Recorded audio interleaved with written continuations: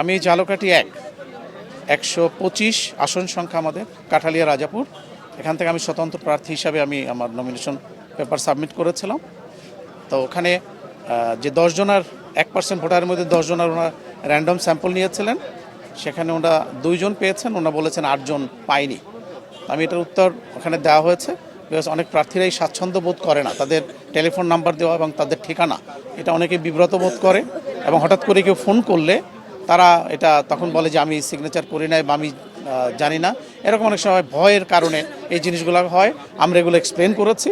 আমরা আশা করি এখান থেকে নির্বাচন কমিশনে আমরা ন্যায় বিচার পাবো। এই 1% ভোটার আপনি জানেন যে এটা একটা মানুষের ব্যক্তিগত বিষয়, প্রাইভেসি।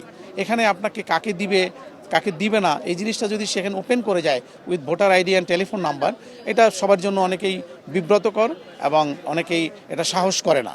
কাজেই এটা যারা স্বতন্ত্র প্রার্থী হতে চায় তাদের জন্য এটা একটা বৈষম্যই, আমার মনে হয় এটা থাকা উচিত নয়। আমার যে মনোনয়ন ছিল এটা আপনার অবৈধ ঘোষণা করেছে।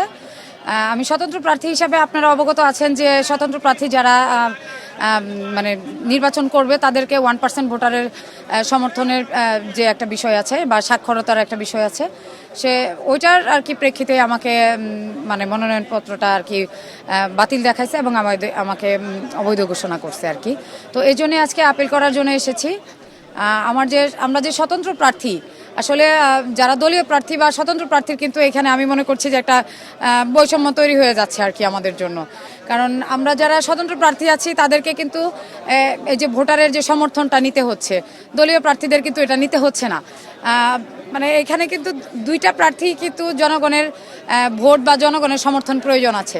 তাহলে কেন স্বতন্ত্র প্রার্থীরই শুধু আপনার হচ্ছে 1% ভোটারের স্বাক্ষর নিতে হবে বা দলীয় প্রার্থী কেন নিতে হবে না? তো সেই ক্ষেত্রে আমি মনে করি যে আমাদের একটা বৈষম্য তৈরি হয়ে যাচ্ছে এখানে।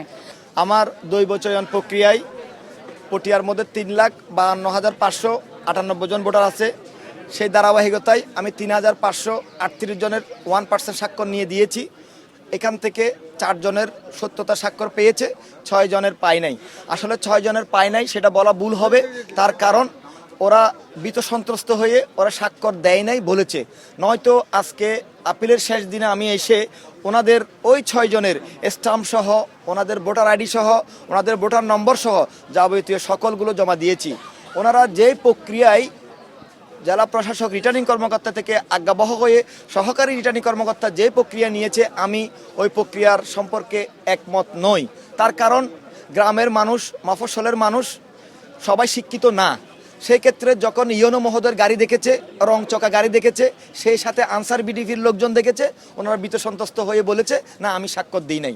তখন একজন কর্মকর্তা বলল আপনি যদি স্বাক্ষর দিয়ে না থাকেন তাহলে আপনার ভোটার নম্বর ওই প্রার্থী পেল কোত্থেকে, আপনার ভোটার আইডির পেলে কোত্থেকে, আপনার মোবাইল নম্বর পেলে কোত্থেকে, আপনার স্বাক্ষর পেলে কোত্থেকে, আপনার পুরো ঠিকানা পেলে কোত্থেকে। আসলে আমি আজকে নির্বাচন কমিশনে দাঁড়িয়ে বলতে চাই, স্বতন্ত্র প্রার্থীদের উপরে যে একটা দৈব চয়ন প্রক্রিয়া, যে আইনি প্রক্রিয়া আছে, এটার পক্ষে আমি একমত নই।